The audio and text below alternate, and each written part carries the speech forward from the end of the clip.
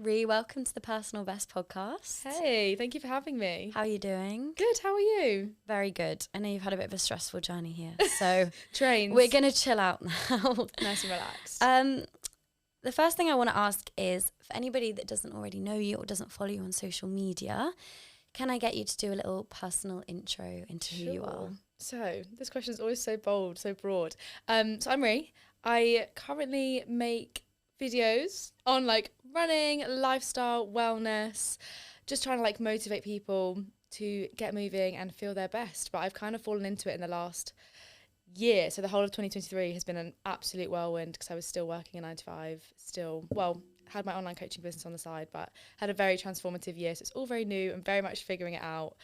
But yeah, I basically work on social media full time now, and I run a lot, I eat a lot, and I like to travel a lot, and I like to post about it. I feel like that is a perfect summary into what you do. Me in a nutshell. But I kind of want to take it back before we explore those topics, because every time I sit down and have these type of conversations, I always want to know the building blocks that built the person that I'm kind of sat in front of. So before you made content creation your full-time job, what were you doing before that? So I've had the most rogue employment history. How old are you before? 25. 25. 25. 26 next week.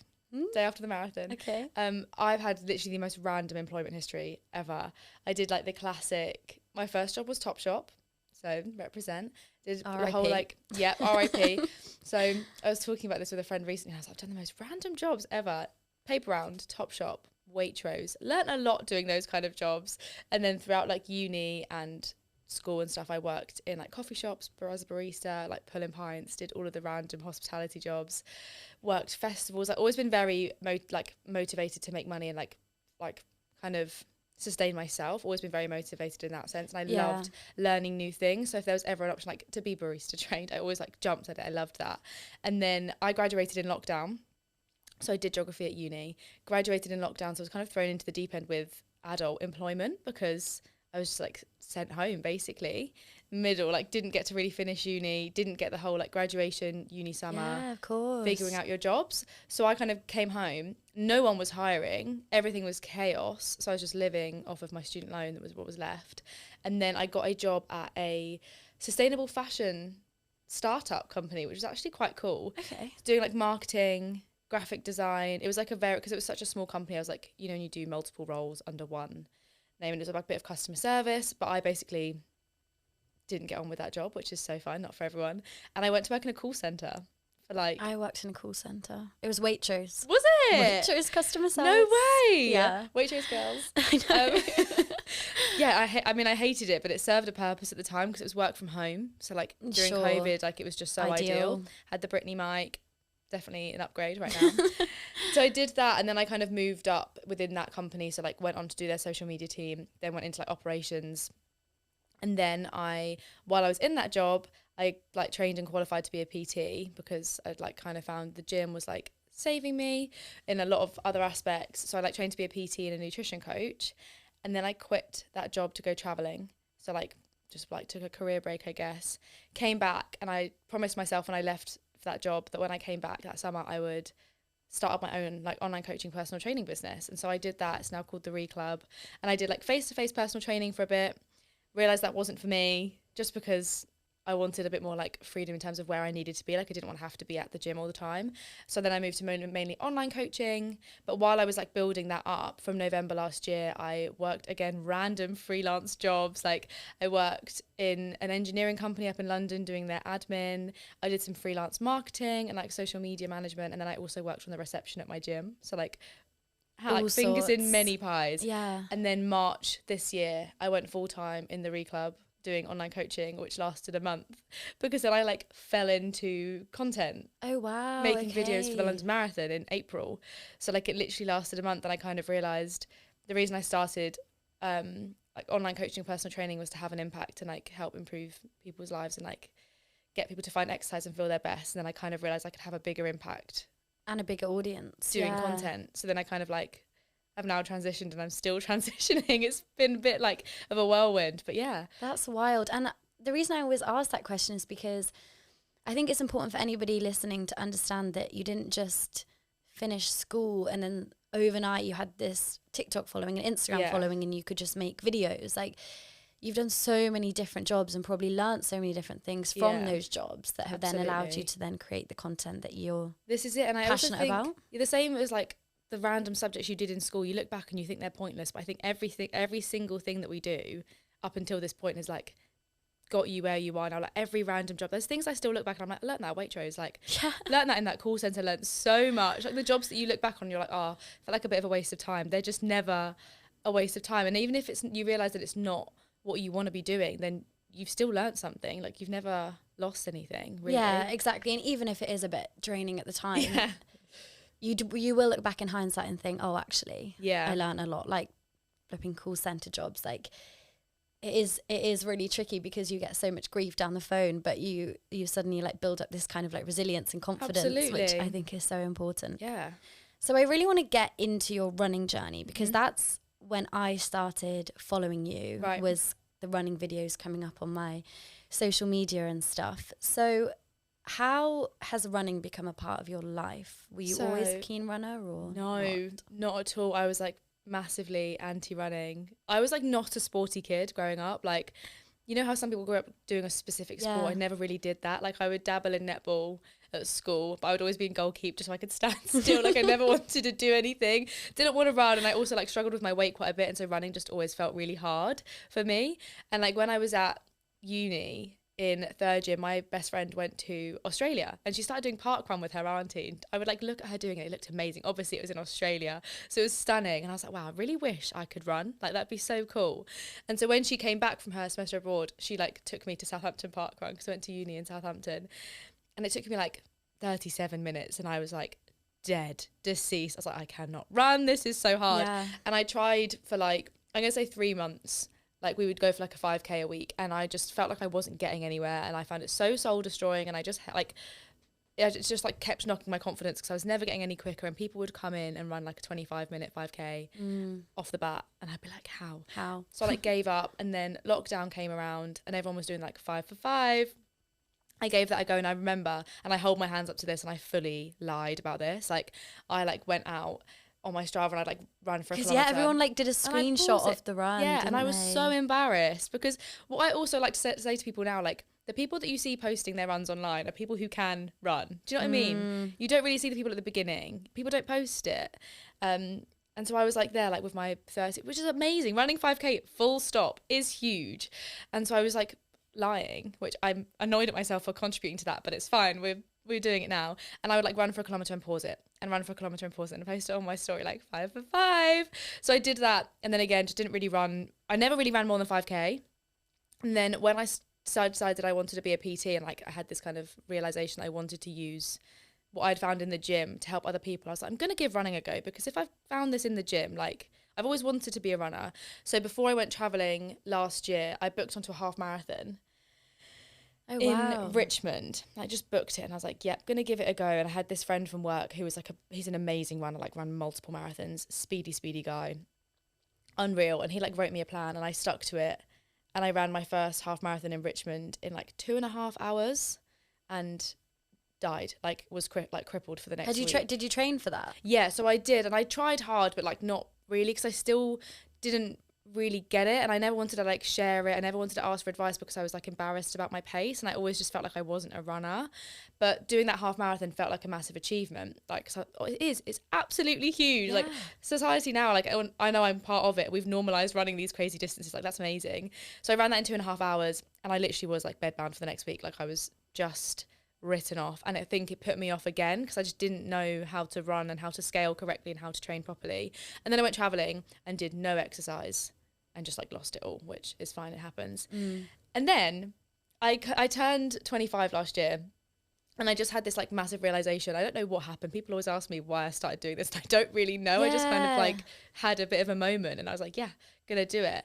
And I made this list of 26 things I wanted to do before I turned 26. I love that. Because I'd had run a marathon on my list. Like everyone's always like, oh, I'd love to run a marathon. I'd said that for like however long I'd been writing goals lists. And I was like, right, I'm actually gonna do it this time. Like I refuse to like carry it over to my next list. And so the week before I turned 25, I signed up. I like entered the London Marathon charity place, and I was like, right, well, if I get it, then I'll run it, knowing full well that I was going to get a charity place because it's a really good way to get in. And a week into turning 25, I got the place and I was like, brilliant. Got to do this now. I actually have to do it. And I was like, oh my God, what am I going to do? And so I tried to get back into my 5Ks up until like Christmas. And then it got to January, 4 months to go. And I was like, right, I actually have to like do this thing now. And just, I don't even know how I did it differently. I think it was just, I was in a completely different mindset to before. And I like properly scaled it correctly, like actually got a plan. Yeah. Accepted that I wasn't a 4:30 pacer, which amazing for 4:30 paces, but I just like accepted that my pace was my pace. And I think that did come down to like working with clients as well, that I was just realizing that everyone starts somewhere and like the best thing is just to start. Just like literally started building it. And I was so lucky that there was a girl from my gym who was also running it with me, so I did all of my long runs with her, and I don't think I would have got through it. That's nice. Which then I also was like, running with people is like so important and so amazing and such a good way if you're finding it really daunting to get into it. So I just started doing it, and then I had this idea of like making a running video, and I was like, oh, maybe I'll vlog a run one time. And I did it, and it just like a few of them, like I say, took off, like got a fair amount of views, and I was like, oh, people like this. And then I started getting messages of people like, oh my God, this is such a normal pace, like thank you for sharing, or like, oh my God, well if you can do that, maybe I can do that. And then it like just spurred me on, because I was like, this is why I wanted to like work in this industry, like to get other people moving and feeling their best. Then I just started making running videos, and then I think as I did that and I saw the impact, and I felt the impact personally of like just running on my mental health, like that is the best thing I've ever done for my mental health, and now I love it. And now obviously I ran the London Marathon, which was amazing. Yeah, and like, talk me through that experience. Literally going from someone who ran like a 37-minute 5K and was like written off, to running the London Marathon in a pace that I used to like scream about running a 5K at, was just like the most surreal. Like I give my, like thinking about it, it was like so emotional for me. But the thing is, and obviously race day is amazing, but it was the training, because I think the whole of that training just like changed my life. The things that you learn running 30K on your own on a Saturday morning, like, is insane. The mental resilience you have to have, like the things you learn about yourself, the way you get yourself out of that like pain cave and like learn to push through, I just can't compare it to anything else. Like I've like strength trained for a long time now and I love it, but nothing compares to like running for me. So yeah, just started running 4 times a week, and I think it was more like the brain space, getting outdoors, getting off of my phone, meeting people in the running community, like going to run clubs, like meeting like-minded people. It's just absolutely unreal. And I literally signed up to the Lisbon Marathon before I even finished London. I was like, I love it so much. Got to do another one. Want to do another one. And I've even like, especially in the last few weeks, like where I've been injured and everyone's been telling me like I have to sit still, I've massively felt how much it has changed my life. Like running has changed my life. Like not being able to do it, it's just classic. You don't know what you have until it's like gone.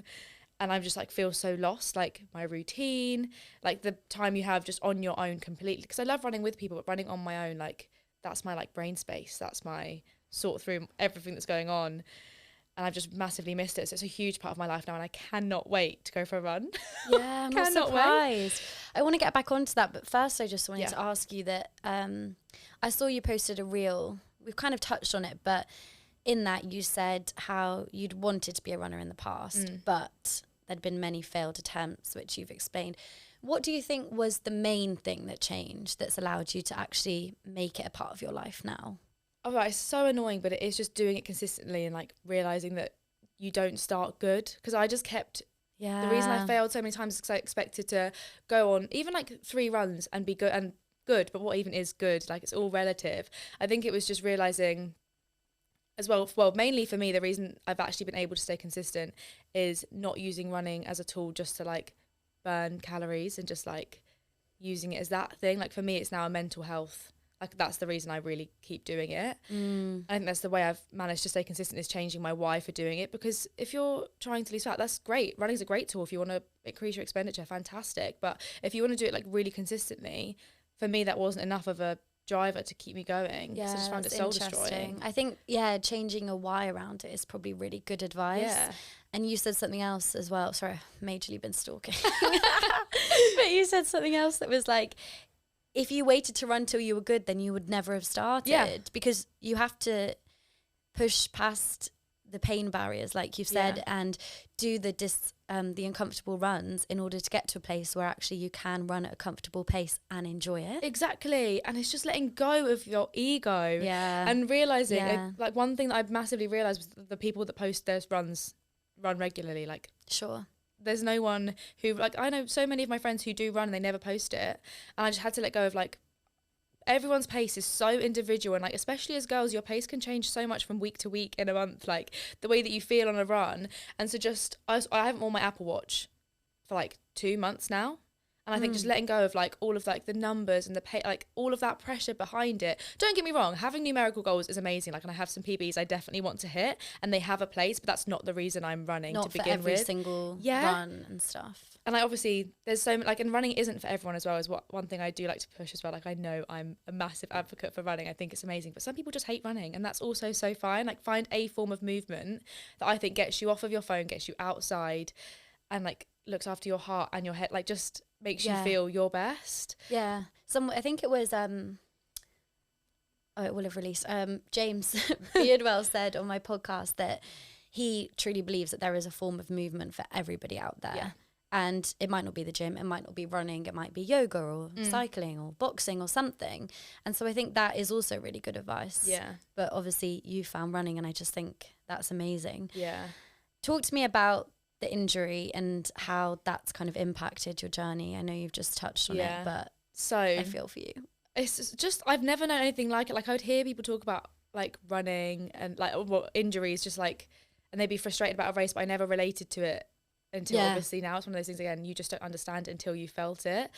But I think what I'm most frustrated about is that I just got so caught up in running all the time, like, running 2 marathons back to back as somebody who really only started running this year is really intense.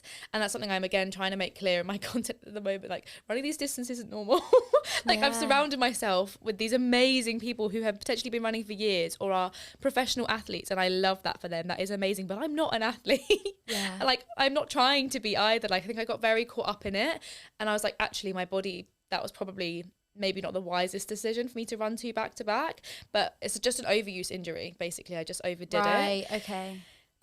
It's just my IT band, and it's just meant everyone I've seen, like, I haven't torn anything. It's not a long-term injury. Like, I've not put myself out forever. It's just it was painful to run. And everyone I was seeing, like, again, I'm learning on the job as well, like, speaking to these osteos and speaking to these physios, like, I'm still learning about running and, like, how to look after my body best and how to improve my performance and stuff. But they've all been like, you can run, like, you are fine.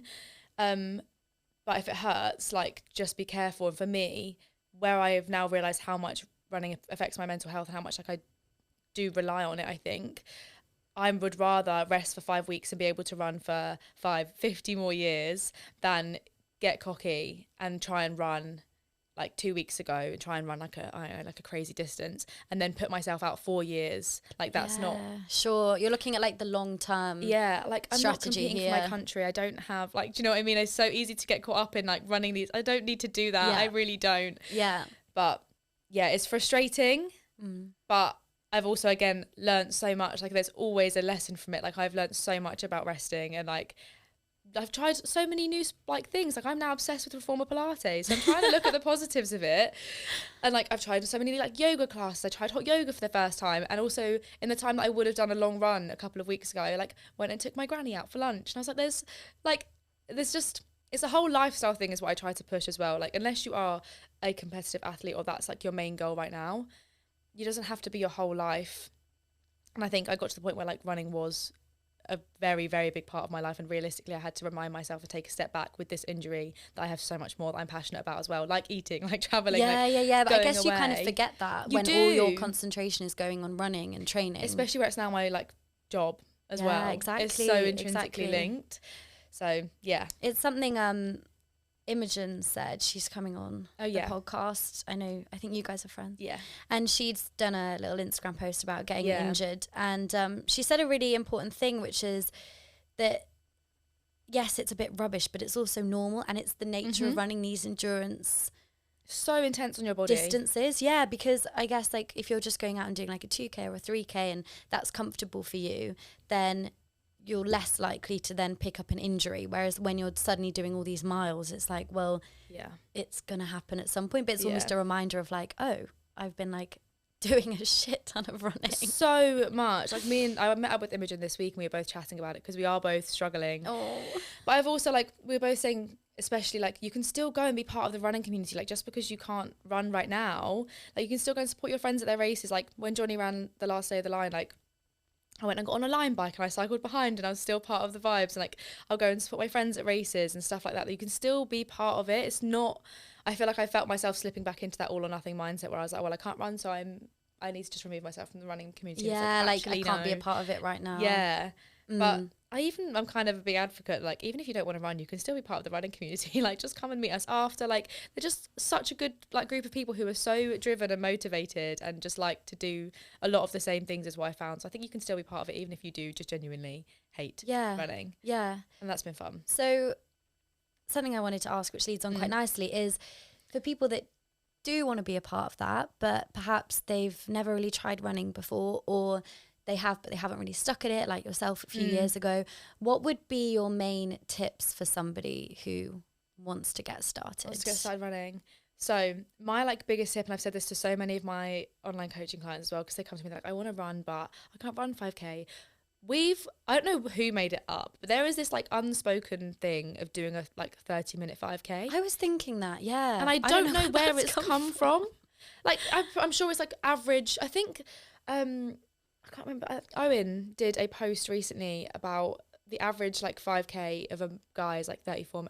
Don't quote me on this. Like 34 minutes, and for a woman it's like 37 minutes. So not as quick as we think. No, there's this like weird, and also running 5K full stop is still amazing. But it's also we pace. have that distance. Like for me, it's like 5K, 10K, half marathon. Why? And there's nothing in between. Yeah. So if you wanted to get started and you feel like that pressure, if you are just a complete beginner, like 5K running for half an hour non-stop is amazing. Just get out. Like literally decide one day you want to go for a run. Maybe wait for a nice weather day. Wait until you're setting yourself up to succeed. Like don't go out on a miserable day when you're feeling like shit. Wait until you're like more likely to enjoy it, and just go for a run without your watch. Don't track it. Go like round your block and just like maybe check the time roughly, or just go and see how it feels. Go as far as you want, as slow as you want, and just see how you go. And then I was thinking next time, see if you can go 10 meters further. See if you can go for a minute longer. Can you do another lap? Could you like maybe go a little bit quicker? Like could you walk for a minute and then go for a quicker minute? Just start so small. Take the pressure right off. And then when maybe you are feeling a little bit more confident, maybe put your watch on and just see how far you're going or how fast you're going if that's what you're aiming for. Or don't. If you just want to run, just run. You don't need to post it on Strava. Like, cool, I love a Strava kudos, like a big fan, but you don't need to put it out there. Like no one needs to know that you're running. You don't need to prove anything to anybody. I think just starting small, because wherever you start, you can just still build on that. Even if that is, you can run for 30 seconds. One, amazing for just getting up and out. Yeah. Huge. And then maybe next week you can run for 40. And then do that for a couple of months. You'll be running for 10, 15 minutes. And then you'll get there. It doesn't matter where you're starting. I think there's this whole thing of doing this 30-minute 5K. And that's why I gave up so many times, because I felt so far off of that. Yeah. And I didn't feel like that was like a valid run if I wasn't running that pace for that. Yeah. I think that's so key, to just kind of take away any like external measures that we use and just do something that's good for you. Yeah. Just like if you've got like, if say you live near the sea, can you like run along the sea, just having a nice little time? Like I'm kind of selfishly asking you this question for myself, because I used to be quite a good runner. So my mum got me into running. Like we'd do like Race for Lives and things. Nice. And then we used to do parkrun like every weekend. And then one time got quite speedy at that, and someone said, you should come down to Stratford Athletics, which is the athletics club in my local town. So then I joined the Endurance Athletics Club. So we were training for like 800 metres or 1,500 metres. So I'd compete in that a bit. So I was doing pretty good. Yeah, like solid. So good. 20K, 20-minute 5K. Speedy. But then, honestly, so that I was probably about 16 then. And it's like with every year, I've got like a minute slower. And so now I've kind of put it off, because I'm like, well, I'm nowhere near as good as I used to be, which is... It's silly, because why am I comparing my 23-year-old self to my 16-year-old self who was running 3 times a week? Whereas actually I know I do enjoy it, but I'm kind of, I need to just like drop the ego a little bit and it's really hard though. It's so much easier said than done, but like it's the whole thing of comparison. Yeah, exactly. It's just wild. Like, that's so fast. And like, I don't want you to be comparing to anybody else, but like, I would never dream of running a 20-minute 5K or a 23. Like, that's amazing. But pace is so individual.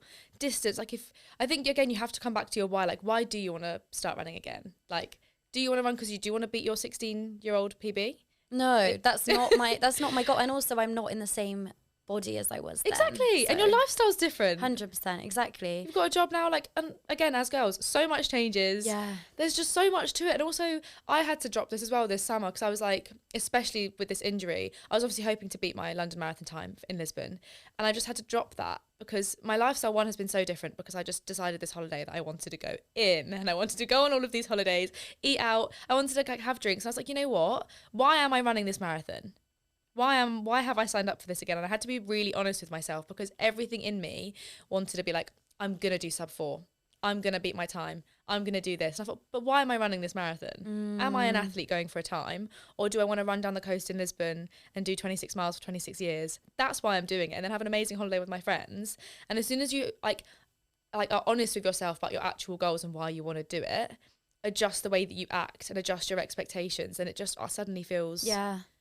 It's hard to accept that with yourself. I think it just comes down to being honest with yourself. So if you are like, I want to start running because it feels amazing, maybe just go without your watch. Who cares? Like, if you know a 5K route around you and you want to run 5K, maybe map it out, leave the phone at home, leave your watch at home and just run that 5K. Who cares how fast you did it? Yeah, that is such good advice because I think, especially when you're someone like me and you who spends a lot of time like on social media and like looking at people who are kind of doing similar things, for you it would be like other people who are running and stuff, then you kind of get swept away with their goals and their plan and then you forget, actually, why am I doing this for me?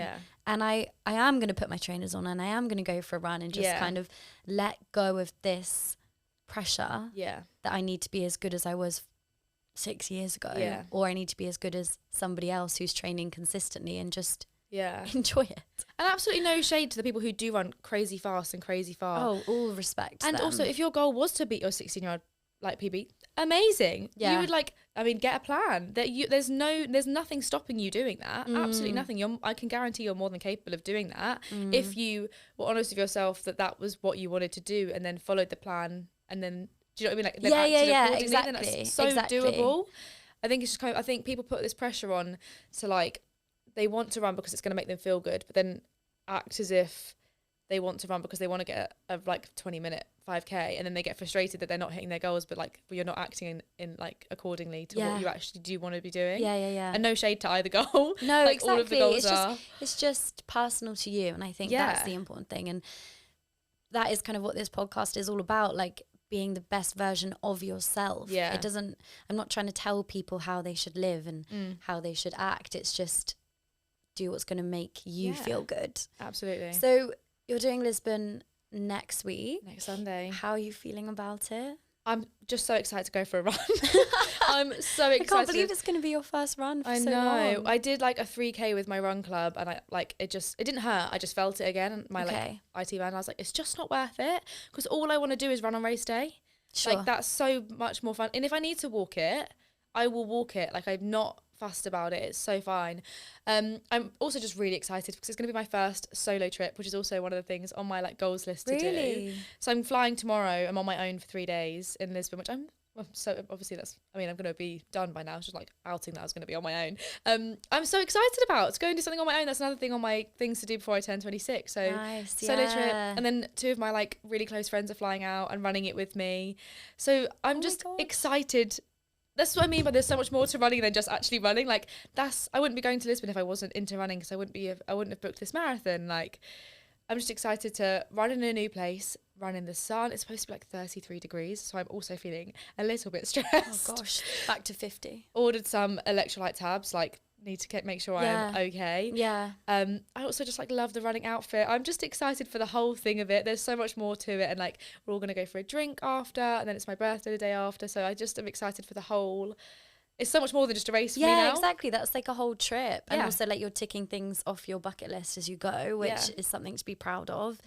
And this episode will be out by the time you've done it. But I guess good luck. Thank you so much. something I have been thinking about recently, and I'm not quite sure how to word it properly, is this idea of dealing with increased standards for yourself. Yeah. So as we make progress in a certain area, take running, for example, our standards increase because the bar gets higher. So as you couldn't run 5K before, you're now trying to do 20K or 30K.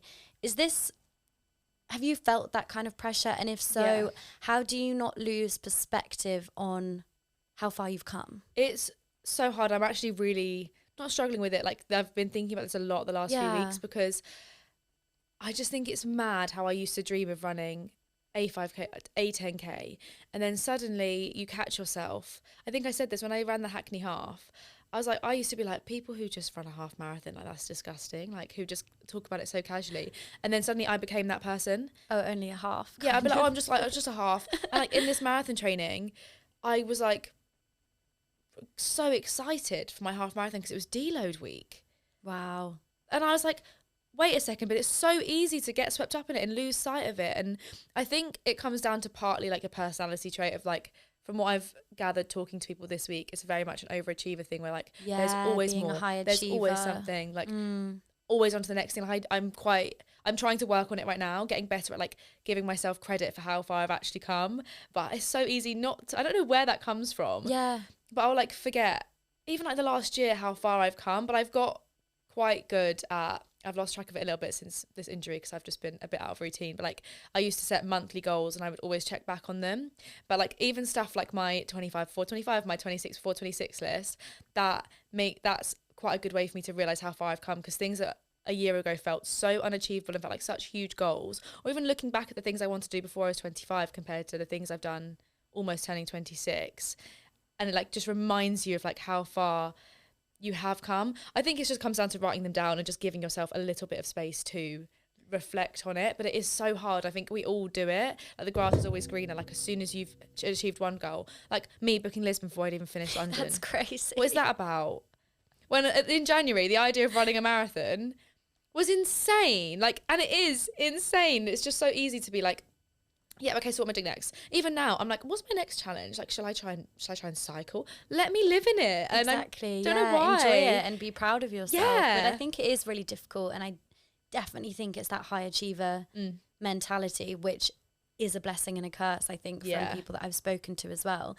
Something else you did that I think is really bold, and you mentioned earlier, is kind of taking the leap to start your own business and make that your thing. Yeah. Scary. Yeah, talk me through that transition, because I think there will be people listening who maybe want to do that but are kind of afraid, or they don't really know how. Yeah. So I will absolutely put this out that I'm in a very fortunate position that I wasn't paying rent at the time. So like I'm very aware I had that privilege for sure. I just felt so unfulfilled in every job I'd ever tried. I felt so unsatisfied. Like, again, it was never... I don't know, I just always felt like I wanted to do more. I wanted more creative freedom. I wanted to be able to like work on my own terms. Because I'd heard you say as well that you kind of buried that creative part of you when you were in those jobs, maybe. Yeah, just like dies off. I felt so uninspired like all the time. And I'm not even, again, shade to a 9 to 5, because I quite often find myself romanticising a 9 to 5. I'm like, oh my God, the stability. Routine. Like, yeah, how lovely is that? But then I like look back and I don't know, it's a bit of a funny one. And I do feel really lucky that I had the opportunity even to explore the option of going self-employed. But I just felt so uninspired by it all. And so I also am like, I am money motivated. That's just like, I don't think that's a bad thing. And I'm also super like impact driven. Like I knew I wanted to have an impact on people's lives. Like growing up with my parents, like they've always both been very passionate about like having a good impact on the world and on people. And I think that definitely came through in me. And so I thought, I was like trying to think of any kind of business I could make that could combine all of that. And I was like, okay, well, I love the gym. That can like help change people's lives, especially like I have a history of disordered eating, and it was something that I felt I could use the things that I've learned to help other people, and then also have that creative freedom and have some more time flexibility, and also like have a bit more like money potentially, like figure it out.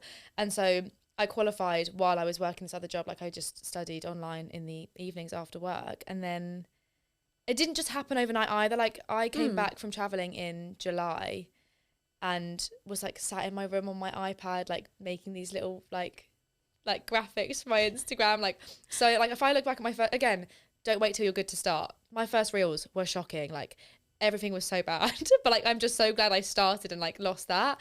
And I was just like building up so slowly, worked these part-time jobs, like was working at the reception on my gym, was working these freelance marketing roles to like fund that. So, and I know that you mentioned this as well, like you're working your job to like fund the podcast, you're like it's studio hours, like you're like funding your passion project. And I love that. I think that's so exciting. It was something my mom had to remind me of actually, because I had recorded a podcast and I was really emotionally overwhelmed, and then I had to go and do a waitressing shift, and I was on the phone to my mom. I was like, I really don't want to go.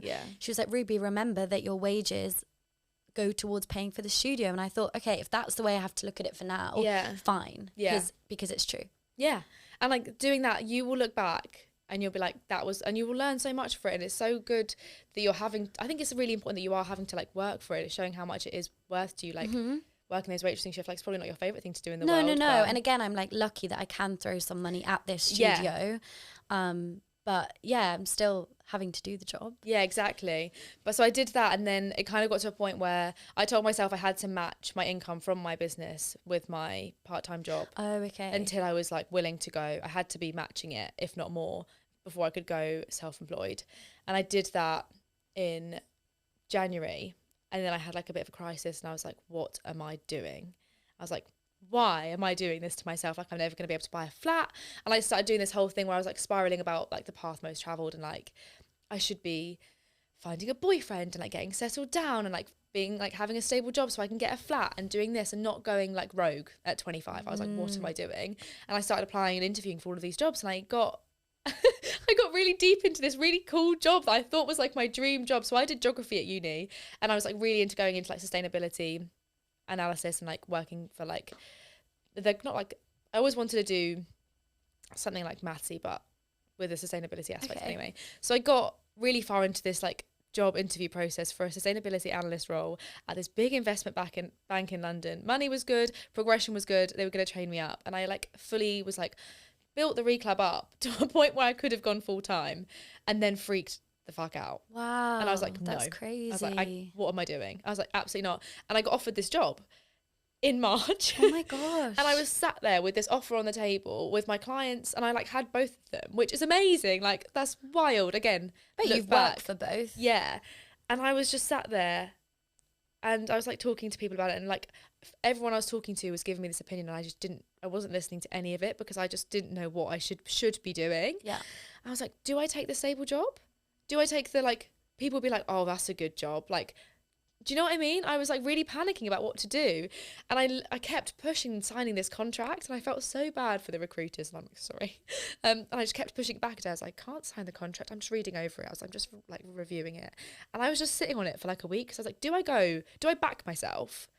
Do I go all in, like be in charge of all of my own income? Or do I take like a really nice, stable, actually quite a good job? Yeah. Good job. And I ended up turning down the job. Why do you think in the I end? don't know. I think because also in March my content had like, I was getting somewhere. Like, sure. I think I was like close to like maybe 10k followers, and I was like, oh, this could be something. I was like, this could also like help the Reclub. Like, oh, I was like, maybe, like had no idea what it could possibly be. And I was like, right, there will always be a 9 to 5. I'm very fortunate that I do have like experience in other jobs, and I do have a degree. So finding a job, while yes, can be really, really hard, they're not going anywhere. A 9 to 5 isn't going anywhere. These big corporate companies aren't going anywhere. This like little wave that I was riding of like training for London Marathon, making content, having built my business to the point where I could go full time, I was like, that could go somewhere.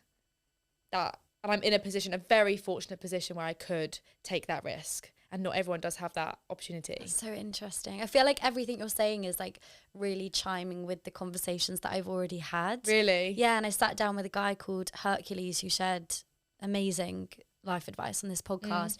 And he said when you have to make a difficult decision, lay the options out in front of you and choose the one that's most uncomfortable. Yeah. Because that's probably where the most growth is going to come from. Love that. And that's kind of what you did. Yes, that's exactly what I did. And that's literally, this is why I think marathon training changed my life so much, because I think marathon training, if it taught me anything, is to get really fucking comfortable being really fucking uncomfortable.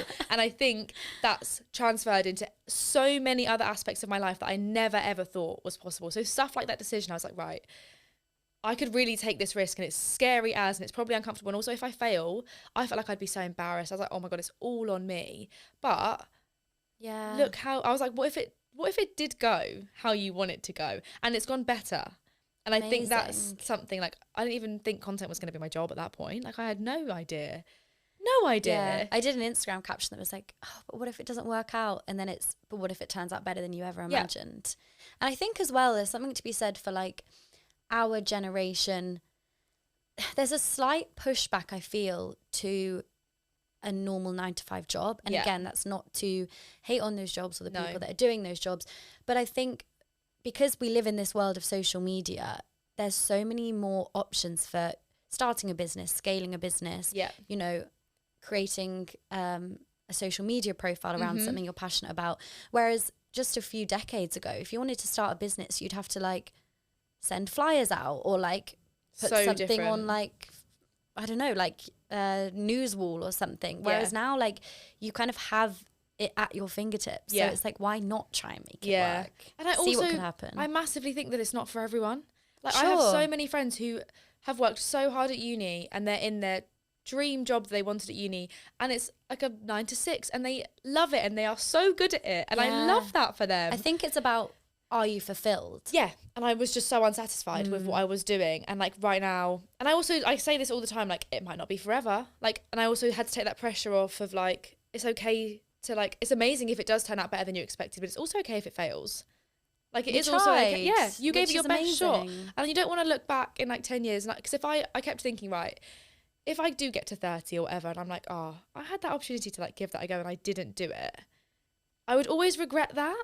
Sure. Even if it did fail. I was like, even if I, you know what, I go full time, I try and do this content thing and it fails, at least I try. Like, yeah, I might have felt embarrassed for a month or two, and like it might have been again uncomfortable. I probably would have learned a bigger lesson from that. Like the things that have gone wrong in my business, like when I've tried a new launch and it's failed, you learn so much. Exactly, you always learn. Exactly. And when a bit of content doesn't resonate the way that I intended it to, or like content's a bit of a funny one, because I feel like it's always the ones you think where this is going to do so well and it flops. Yeah. Then you put out some random video and then people really like it. Well, this is it, because I had a massive spiral when I was injured, because where I did make this whole life decision of like my career and marathon training was all based around running, and then suddenly I couldn't do it. Yeah. I was like, brilliant.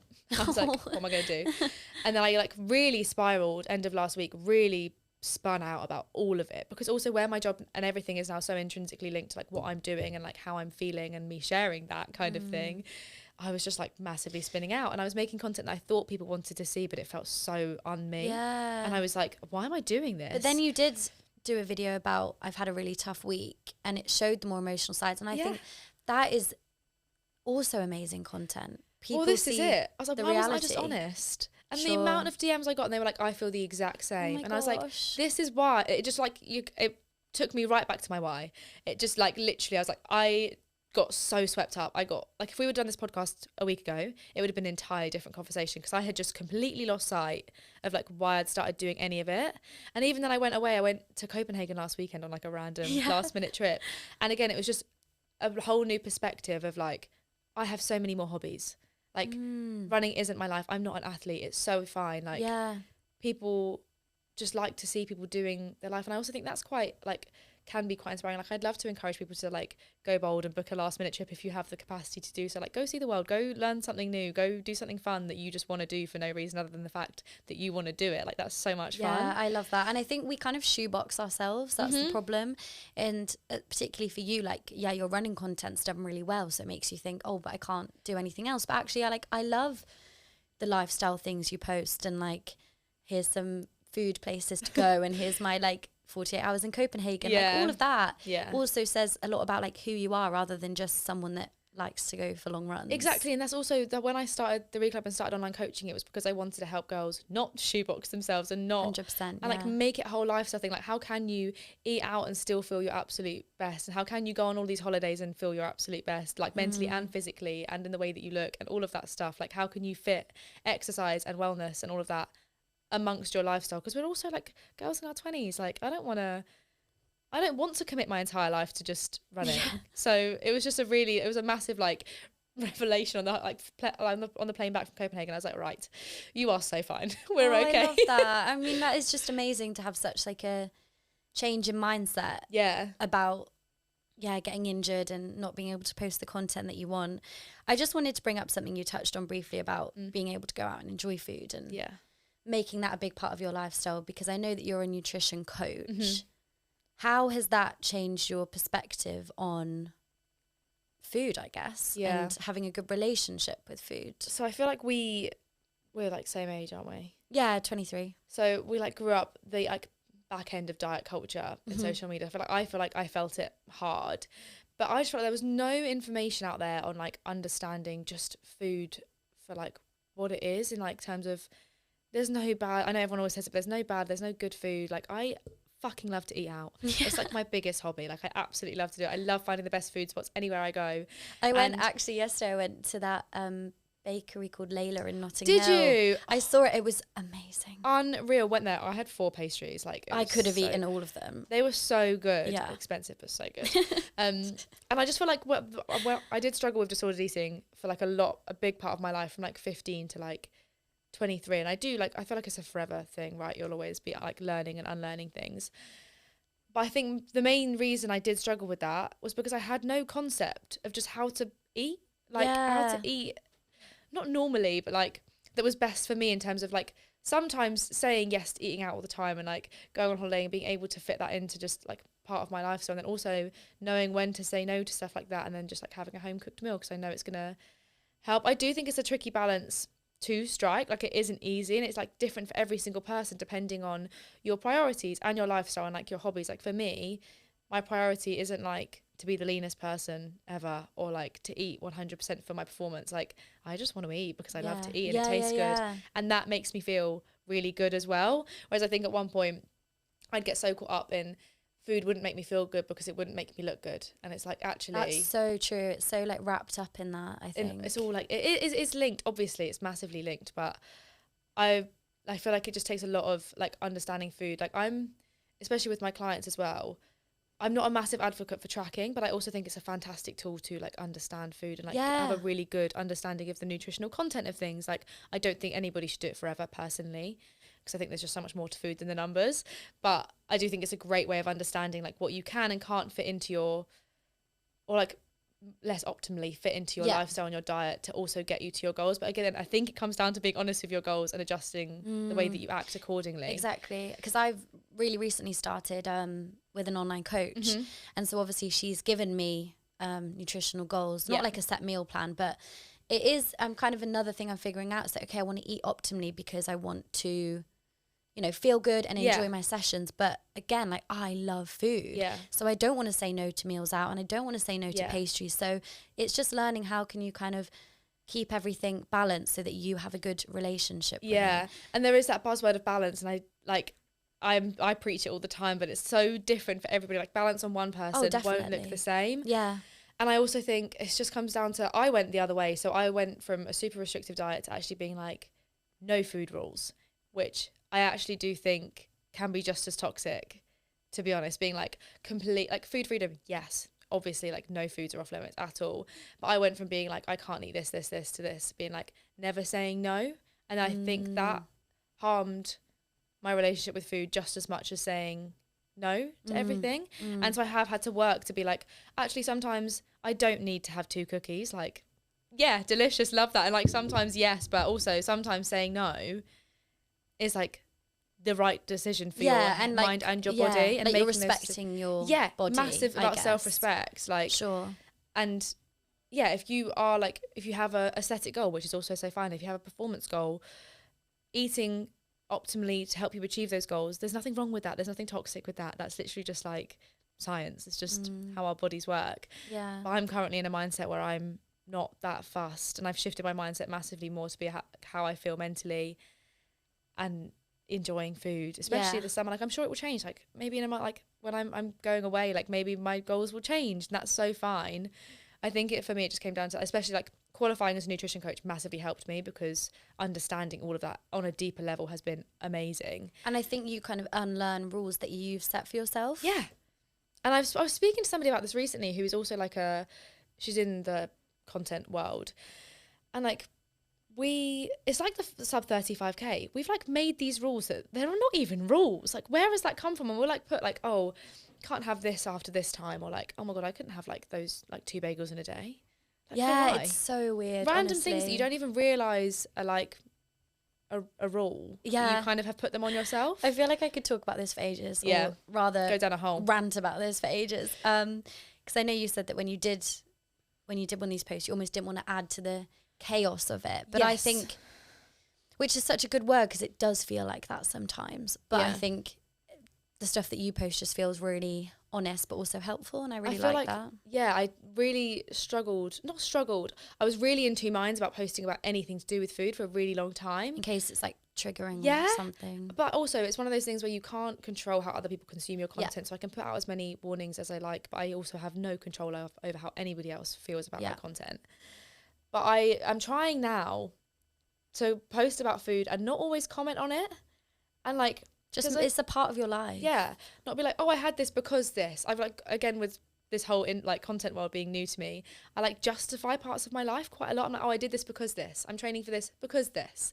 And it's like, oh, I've actually just gone out for dinner. Do you know what I mean? Like, it's like I like shared 3 pastas with my friend. Like, we went out, we had 4 pastries. Like, I don't need to justify that. I don't like, oh, I'm going to have a salad for lunch because that's going to, like, I'm just eating that. That's okay. Yeah. And I'm trying to, like, and I have had a few messages about it, and I'm like, okay, the message is, like, coming across, like, that's good. People are like, it's really nice to just see somebody just eating. And I'm like, yeah. Yeah, exactly. Just eating out, having a good time. Also, sometimes eating at home, and I love to eat at home. I love to cook food. Yeah. It's all balance. Just to wrap this up, first of all, what's next for you? I hear you're going off to Australia. I am. So I go to Lisbon tomorrow morning. Okay. There for a week, running the marathon. Then I come back home for 4 days. And then I'm going to Australia for 6 weeks. Wow. Bali for 3 weeks. Home for Christmas. Amazing. So excited. Yes, I'm going to Australia with my friend Lucy, which I'm very excited about. We're just like living, traveling. It's not going to be like backpacking, like we're like going to stay put. I'm going to be like really just like soaking up a place. Like I've lately found I really enjoy like having a base, and just like I'm going to find a gym. I'm going to be like running down like Bondi Beach and like trying all the brunch places, and just like that's been on my list of things to do as well, like Australia, and I just really want to go and do that. And then Bali, I'm going on my own for a few days and some friends are flying out, so just so much fun. Just going to hopefully make some fun content videos, but also just do a trip because it's been on my list to do for ages, and I've worked really hard this year, and I feel like I'm just excited to go away. And then exactly. Next year is wide open. I actually don't know what I'm going to do. I'm sure I'm going to squeeze in some fitness challenges in there, some holidays. Who knows? Perfect. So the last thing I want to ask, which I ask everybody, is if you had to give one piece of advice or a quote or a mantra to help people achieve their personal best, what would it be? It would be, don't wait until you're good to start. Just start. Start small. Start now. Just literally start. Perfect. I feel like that sums up everything. I feel bad because I put you on the spot with that so one. Fine. But I love that. I just wanted to say that, I mean, it's so nice to have had this conversation. Yeah.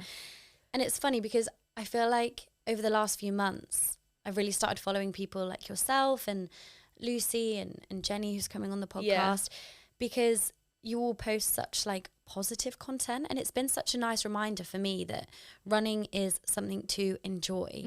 And I think, like I mentioned, after doing athletics and stuff, it always just felt really hard and difficult. And even on social media, like the only people I saw doing long distance running was like David Goggins, who were just like shouting swear words at you, running in front of a camera. And so I just love your content because I think you make running look fun, but you also make life look fun. Oh, and I know it's a bit of a highlight reel. Yeah, absolutely. But I just think lowlights too. Yeah, I think it's really nice, and I think it's just positive, and it's something that everybody should follow more of. So thank you very much. Well, I love your podcast. Thank you so much for having me on. Where can people go if they want to find you, or check out your business? So you can find me on Instagram at Rhianna Crisp and on TikTok at Rhianna Crisp X, because somebody stole that name as username. Stole your name. And then my business is called The Re Club. We do events.